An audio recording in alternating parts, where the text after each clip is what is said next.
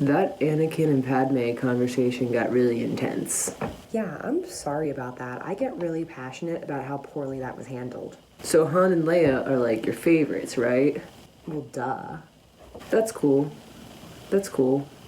And what about the new trilogy? I'm actually pretty much not really into any of the sequel trilogy romances this time around. I don't know. Pretty much everybody but, meaning like, except Raylo, right? No, actually, I really don't like Raylo. Where did you get that?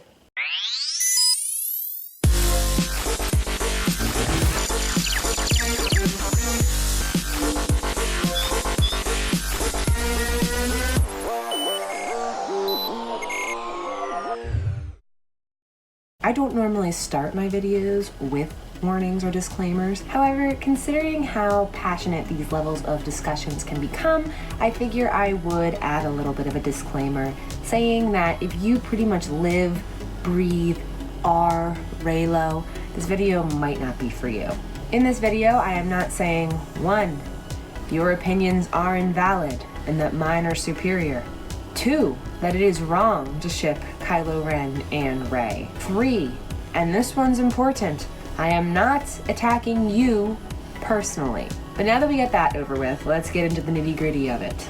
Obviously, as of the debut of this video, Reylo is not canon. But seeing as what we received in The Last Jedi, as well as the promos and rumors surrounding the rise of Skywalker, it's impossible to deny that that is a possibility to happen in the future, the very near future, the December future, if you will. And this video is pretty much meant to explain the problem with that and why I don't think that works for the story, or lack thereof, that we have in our sequel trilogy. If you had come up to me in 2015, before the release of The Force Awakens, and you'd said, look at this, we have an enemies to lovers trope, I would have been like, absolutely, that's awesome. I'm all for a very well-written enemies to lovers. It can be a very interesting and romantic experience if the cards are played right. Let me emphasize that. If the cards are played right. Not just in this instance, but in all instances, enemies to lovers has a huge capacity to become very toxic and abusive if written the wrong way. Of course, there are some stepping stones that are much necessary to kind of reach the effect that is supposed to be garnered from the relationship. But this kind of leads people, if handled the wrong way, to accept standards in relationships that are not acceptable. And that's why we have so many people that love the Joker and Harley Quinn together. I'm only staying long enough to collect what's mine. An example of a good enemies to lovers is in Pride and Prejudice by Jane Austen, and without getting too in-depth on it all, Austen manages to cultivate a relationship between two characters that puts them at direct odds with one another, supporting both of their claims for disliking each other, and gradual coming together of sorts. They realize as the book progresses that their preconceived notions about one another was founded in their, pride and prejudices. They become increasingly less pompous towards each other and form respect before romance. But Courtney, this is Star Wars, not some period piece romance. Things are more black and white. There's the good side, there's the dark side murders people. It's just not the same. We need a Star Wars example. Fine. Here's a Star Wars example to soothe your palates. A currently non-canon example, but beloved no less. Back in the time of yore, pre-Disney, Luke Skywalker had a wife, and her name was Mara Jade. These two had anything but smooth sailing en route to their impending nuptials. I could do an entire series of videos on Mara Jade and why she deserves to be in Star Wars canon and her importance, so excuse me if I'm paraphrasing here, but Mara Jade used to be on the dark side, not unlike our current Kylo Ren. If anything, she was further down the dark path than our boy Kylo, as she was the Emperor's personal secret weapon. And as the Emperor's hand and trained in the ways of the Force, she was given her lightsaber from Palpatine personally. She was mentally connected to the Emperor, able to hear his thoughts from anywhere in the galaxy, which allowed her to be given his last ever command as he spiraled to his demise. Kill Luke Skywalker. Not exactly the building blocks for a happy relationship, let me tell you that. And again, paraphrasing.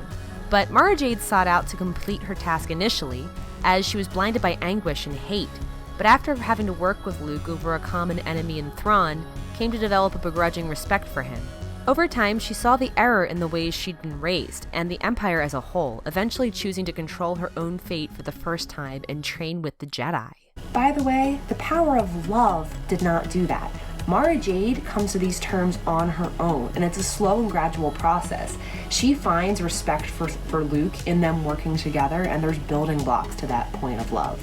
They don't fall in love, and that's what builds them out of this contempt for each other, but they form respect and eventually friendship, because in reality, people don't really fall in love at first sight, and it doesn't stick like that. If you take a look at Kylo Ren and Rey's relationship, you'll notice, other than chemistry, what exactly is this deep romance that's supposed to be portrayed rooted in? Here's a list of the required necessities of an enemies to lovers trope that needs to be written carefully and handled very specifically for it to succeed. 1. The opposition must never be portrayed as abusive. This is a tender line in some writing. I'm not saying that that there's not any level of toxicity to hatred of each other, and there's not some level of contempt, and that there's not some level of sabotage in some way of each other, but there are lines that you can't cross. And I think those are apparent when they cross physical boundaries of like intense manipulation and psychological, and when one character is clearly in a superior position to another, and particularly like in a psychopath way belittles the other. And I don't mean this in always a physical manner, but it can of course escalate to that. 2. Both characters need to be redeemable. 3. Respect has to be formed before friendship or romance can follow. 4. The relationship has to benefit both characters, not just one, not just your moody boy, if you will. 5. The characters can't berate each other or continue to act like they hate each other once they fall in love, because that kind of defeats the purpose. Okay, let's say, for the sake of argument, that Kylo Ren and Rey happen. In what sphere of a narrative can this actually happen where it makes sense with what we have currently in the trilogy, and make sense? That's the key term. How can both of these stories be furthered of them as equals when they've been portrayed as anything but such from the perspective of their relationship? Snoke has manipulated them the entire time, and in that sense they had a common enemy. So if there was ever the time for them to fall in love and for them to grow from an experience, it was in The Last Jedi. That time has passed because Rey gave him his chance, his opportunity, one that I don't believe he wholly deserved, and he kind of throws it away. And I think a lot of people mistake The Last Jedi as like Reylo's outing in a way, but it really is anything but, because like I said, that should have been the turning point for their relationship to continue forward. Even if they were still opposites from each other, it should have been different. It should have ended differently. It should have ended with some kind of respect between the two of them. And I will say later, it does not. But we really just got an expression of how great of actors Adam Driver and Daisy Ridley were, and I think a lot of people mistake that as chemistry, and they look at that and they think that's a reason for people to be together. And you know, we've all sort of fallen for that with TV shows and movies, but what makes sense in terms of the story is a different thing. The thing is that Kylo was never planning on turning his back to the dark side, and that's the big twist. In The Last Jedi, we believe we were getting the twist and turning point for Kylo Ren. He struck down Snoke, and idealistically that should be the end of the dark side, but he was never all that attached to Snoke. He became Snoke. He struck him down, and it was the exact kind of threat that Palpatine's been throwing around all these years. Strike me down and you shall become... Strike me down with all of your hatred, and your journey towards the dark side will be complete. One with the dark side, whatever. You get the point. Kylo is now fully engorged in the dark side, and he's his own enemy at this point. There's no one else seducing and coaxing him, as far as we know, that's making him do these things. He's making his own conscious decisions. He consciously chooses to turn away from Rey after she gives him several different outs to step away from it all, and he has nothing to lose. Like, there's no reason for him not to turn away from it all, because he's given a chance for a new tomorrow, but he decides to cultivate his own sick little games, if you will. This is not love, ladies. You have no place in this story. You come from nothing. You're nothing. But not to me. Remember when I said he was coaxed to the dark side and abused by Snoke? This is literally him trying to do the same thing to Rey. I think he does believe, deep down, what he's doing is right from his point of view, but that doesn't excuse abuse. Let that mantra ring in your head, please. Because in doing this, he doesn't respect her at all. He might respect her power and want to exploit that, but for his own personal gain in forming this new tomorrow he wants to cultivate. Love can't and shouldn't be the sole cause of bringing someone off the brink. Rey has literally no reason to love Kylo whatsoever, and her character deserves a hell of a lot more exploration than to be dragged down by a guy that made his choice. She gave him a chance he already really didn't deserve. But he snuffed that out really quick, and there's nothing holding him back but himself. We're not left with the sense that there's still a fighting chance within Kylo Ren. No, we're left with him literally trying to destroy the last remnants of the Resistance, which contained everyone Rey currently knows and care about. If this relationship were to happen, his character would need a drastic overhaul in the redemption department, and frankly, I'm just not sure that's conceivably possible to happen in a convincing way with what little time we have left. Do you ever notice the difference between people who like Kylo Ren and Rey together and the people that don't? The people that like Kylo Ren and Rey together call him Ben, and the people that don't call him Kylo. A lot of the foundation of the Reylo ship is conjured around the idea that Kylo Ren deserves redemption and that they can have their happily ever after. But based on what context does he deserve this? And moreover, when or how could this actually play out on a story sense, realistically speaking? Let's look back at the obvious callback, and that's Darth Vader got his redemption. But here's the thing, that guy died like immediately afterwards. Luke spends the whole of Return of the Jedi pretty much preaching to Vader that he feels the good in him and the conflict of that. When push comes to shove, and after it becomes damn clear that Luke is not turning to the dark side under any conditions and would sooner die, Vader still chooses his son and the light over the Emperor, and that's what opens him up.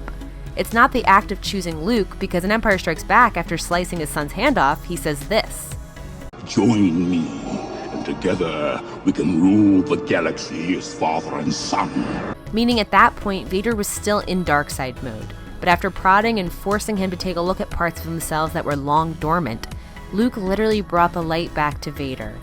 And do I think this redemption is fully there? Well, if Vader lived, then no. For redemption to really mean something, the antagonist needs to experience sacrifice and grow from that at a magnitude of the sins he committed. And for Vader, that really means giving up the life and potential happiness just after it was given to him. That's the only way it could have ended. Anything else would have been cheap. Popping back over to Kylo, by this logic, he needs to die. He can't be redeemed after killing Han Solo and slaughtering Luke's Jedi temple, and leading in a Nazi-like regiment and just walk away hand in hand with Rey the way people want. He'd already been given his Death Star opportunity, if you will. Rey told him there was conflict in him to be good, and she saw that. When Snoke ordered her execution, Kylo did the Vader thing in a way and spared her. However, he didn't have any light awakened within him, only more darkness and opportunity for himself. Maybe they'll redeem him, but he is going to have to sacrifice himself for that to work. At this point, there's really no First Order without him. He's the leader. Turning it all around just would be a little too ribbon on top for Star Wars. Who knows if Palpatine's involvement will have influence, but I just know in my bones that all the movie magic in the world isn't going to sell me on pairing these two together. Let's revisit my enemies to lovers rules, why don't we? He's literally tortured her and tried to manipulate her. You know I can take whatever I want.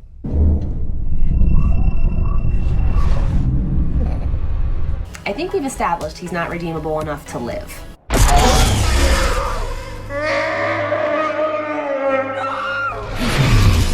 There's no respect. Your parents threw you away like garbage. They didn't. They did, but you can't stop needing them.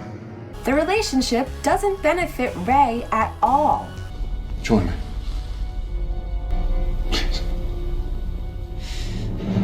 I haven't haven't fallen in love, so we haven't quite crossed this bridge yet, but, you know, old habits do die hard.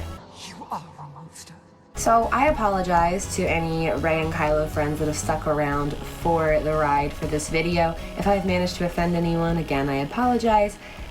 If you'd come to me in 2015 with the idea of a dark side, light side romance and that bridging the gap between the two of them, I would have been all for it if written properly. I just don't think it's in the cards for this trilogy. The Last Jedi really didn't take us anywhere in general, but again, I'll get to that when I review The Last Jedi.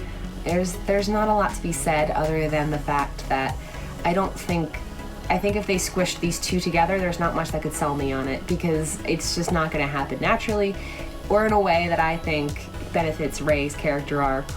The thing is with romance is that it shouldn't be the end-all be-all that bridges the gap between the light side and the dark side. There needs to be some more character introspection than that. People are more complicated than who they love. So anyway, what do you guys think is in store for Kylo and Rey? Do you think there's wedding bells in the future, or do you think it's funeral choirs? Let me know, and may the Force be with you. Have a great day. I'm Matt, I'm a radar technician. So me. What do you guys think of Kylo Ren? I hear he's into some pretty awesome stuff. What about you? You married? Divorced. Sorry to hear that. So is she. Your choice then, huh?